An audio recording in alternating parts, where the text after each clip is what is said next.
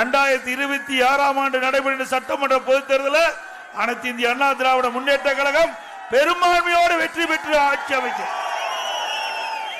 இன்றைக்கு இந்த தொகுதி வேப்பனவல்லி தொகுதி விவசாயம் நிறைந்த பகுதி. இந்த பகுதியில் இருக்கின்ற மக்களுக்கு அனைத்து இந்திய அண்ணா திராவிட முன்னேற்ற கழகம் ஆட்சி கிட்ட பொழுது நிறைய திட்டங்களை கொண்டு வந்து நிறைவேற்றப்பட்டிருக்கின்றன. மலர்கள் அதிகமா உற்பத்தி செய்கின்ற பகுதி, அதோட பழங்கள் காய்கறிகள் அதிக அளவில் உற்பத்தி செய்கின்ற பகுதி. இந்த இரண்டு தொழிலும் சிறப்பாக செயல்படுவதற்கு அதிமுக ஆட்சியில் பல்வேறு திட்டங்களை கொண்டாந்து இதற்காக உதவி செஞ்ச அரசு அதிமுக அரசு. இங்க வேப்பனப்பள்ளி சட்டமன்ற தொகுதி இந்தோ இஸ்ரோ கொய்மலர்கள் சாகுபடி பயிற்சி மையம் டிப்ளமோ இன் ஹார்டிகல்ச்சர் இங்க தான் உருவாக்கி கொடுத்தோம். இன்றைக்கு இந்த மலர்களெல்லாம் விற்கிறதுக்கு ஒசூர்ல பிரம்மாண்டமான மலர் அங்கே சர்வதேச மலர் ஏலம் மையம் ஒன்று அதிமுக ஆட்சியில் அண்ணன் KP அவர்களும் அறிவிச்சவர் மாவட்ட செயலாளர்களும் வேண்டுகோளுக்கு இணங்க பிரமாணம் 20 கோடியில கட்டி கொடுத்தோம்.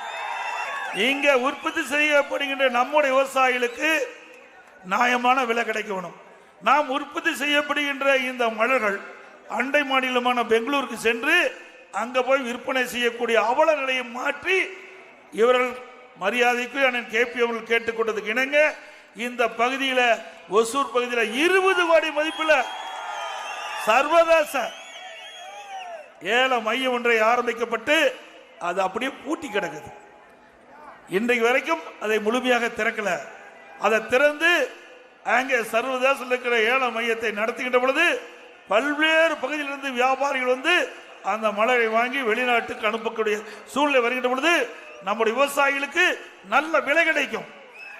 ஆனால் அரசியல் காழ்ப்புணர்ச்சியின் காரணமாக அனைத்து இந்திய அண்ணா திராவிட முன்னேற்ற கழக ஆட்சியில் கொண்டு வரப்பட்ட திட்டம் என்ற ஒரே காரணத்திற்காக விவசாயிகளை பழிவாங்கின்ற அரசாக இந்த விடியா திமுக அரசு இருக்கின்றது.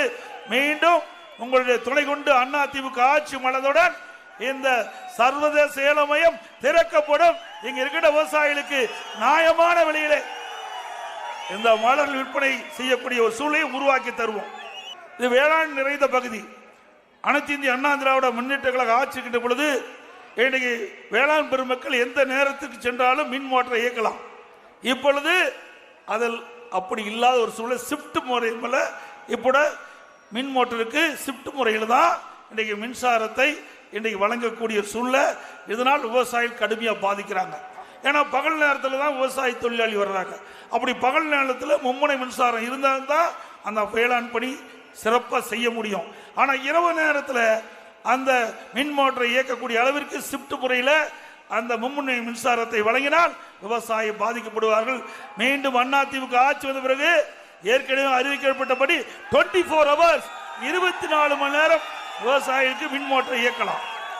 இந்த மலர்களுக்கு உற்பத்தி செய்கின்ற இந்த கொய் மலர்கள் உற்பத்தி செய்வதற்கு நிறைய மானியம் கொடுத்தோம்.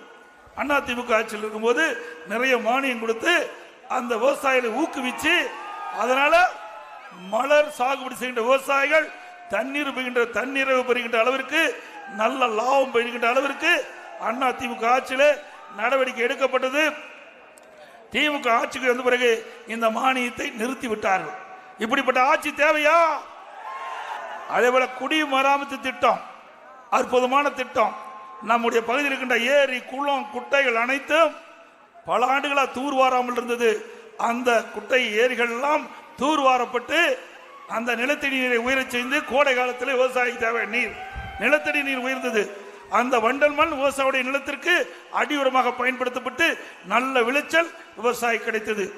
இப்படி அற்புதமான திட்டத்தை கொண்டு வந்த அரசு அதிமுக அரசாங்கம். அதுபோல விவசாயிகள் தொடக்க வேளாண் கூட்டுறவு சங்கத்தில் பயிர்க்கடன் பெற்றிருந்தாங்க.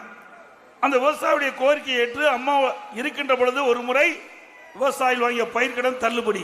2021 அம்மாவுடைய அரசு இருக்கின்ற பொழுது மீண்டும் விவசாயிகள் கோரிக்கை வச்சாங்க. அந்த கோரிக்கை ஏற்று அதிமுக அரசு 12,100 கோடி விவசாயிகள் வாங்கிய பயிர்க்கடன் தொடக்க வேளாண் கூட்டுறவிலே தள்ளுபடி செய்யப்பட்ட அரசு.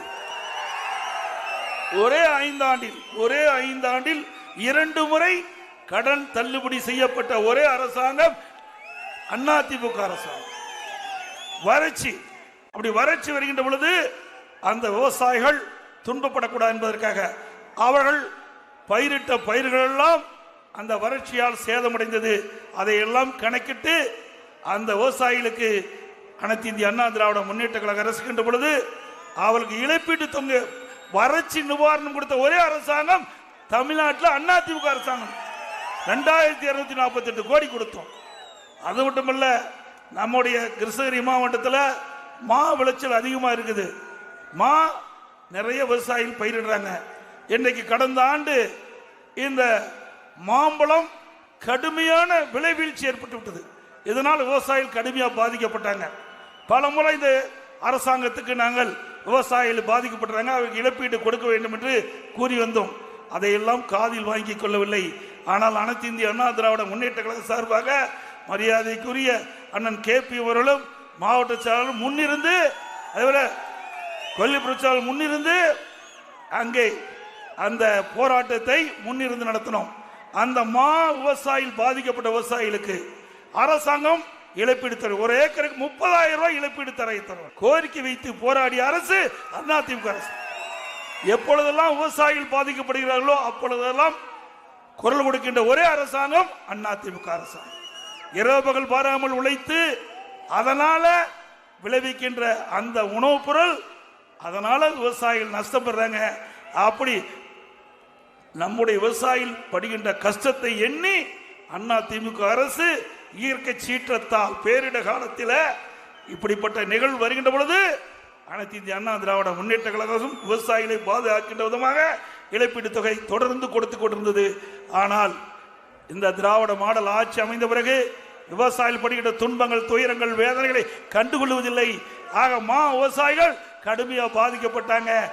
அதிமுக ஆட்சி மலர்ந்தவுடன் இதற்கெல்லாம் விடிவு காலம் பிறக்கும். அதே போல இந்த பகுதியில் விவசாய தொழிலாளிகள் நிறைந்த பகுதி, அந்த தொழிலாளிகளுக்கும் நிறைய திட்டங்களை கொண்டு வந்து அம்மாவுடைய அரசு நிறைவேற்றப்பட்டது. அவர்களுக்கு பசு வீடுகளை கட்டி கொடுத்தோம். விலையில்லா கறவை மாடு, விலையில்லா ஆடு, விலையில்லா கோழி, அதை விட உழவர் பாதுகாப்பு திட்டத்தில் நிறைய திட்டங்களை கொண்டாந்து ஏழை மக்களுக்கு உதவி செஞ்சோம். முதியோர்களுக்கு ஒரே நேரத்தில் தமிழ்நாடு முழுவதும் 5 லட்சம் முதியோர்களுக்கு இந்த முதியோர் உதவித்தொகை வழங்கப்பட்ட ஒரே அரசாங்கம் அதிமுக அரசு. அதேபோல ஏழைகளுக்கு தாலிக்கு தங்கம் திட்டத்தை கொடுத்தோம். அம்மா இருசக்கர வாகனம் கொடுத்தோம். இப்படி நிறைய திட்டங்களை ஏழைகளுக்கு கொடுத்த ஒரே அரசாங்கம் அதிமுக அரசாங்கம். மீண்டும் உங்களுடைய பேர் ஆதரவோடு அதிமுக அரசு அமைந்தவுடன் எல்லா ஏழைகளுக்கும் தாழ்த்தப்பட்ட மக்களுக்கும் அற்புதமான காங்கிரீட் வீடு கட்டி கொடுக்கப்படும். இப்ப கட்டுற வீடெல்லாம் கட்டுற மாதிரி இல்ல, இந்த வீடெல்லாம் கிடையாதுங்க. அற்புதமான காங்கிரீட் வீடு. அந்த வீடு நீங்க நினைச்சு பார்க்க முடியாத அளவிற்கு நம்முடைய விவசாய தொழிலாளிகளுக்கு, ஏழை மக்களுக்கு, தாழ்த்தப்பட்ட மக்களுக்கும், அதைவிட மலைவாழ் மக்களுக்கும், இந்த மக்களுக்கு அனைத்து இந்திய அண்ணா திராவிட முன்னேற்ற கழக அரசு அமைந்தவுடன் எங்கெல்லாம் வீட்டு மனையே இல்லைனாங்க அதிமுக அரசாங்கம் வீட்டு மனை வாங்கி அதில் வீடு கட்டி கொடுக்கும் ஏழைகள். பொன்மனச்செம்மல் புரட்சி தலைவர் எம்ஜிஆர் கண்ட கனவு, அம்மா கண்ட கனவு, இருவரும் தலைவர்கள் கண்ட கனவை அதிமுக ஆட்சி அமைந்தவுடன் நிறைவேற்றப்படும் என்ற நேரத்தில் தெரிவித்து, இது முழுக்க முழுக்க அதிமுக கட்சி மக்களுடைய கட்சி. இந்த கட்சி உங்களுடைய கட்சி. மக்கள் என்ன எண்ணுகின்றார்களோ அந்த எண்ண ஓட்டத்திற்கு ஏற்றவாறு ஆட்சி புரிகின்ற அரசு அதிமுக அரசாக அமையும் என்பதை நேரத்தில் தெரிவித்து, மக்களை காப்போம், தமிழகத்தை மீட்போம், மக்களை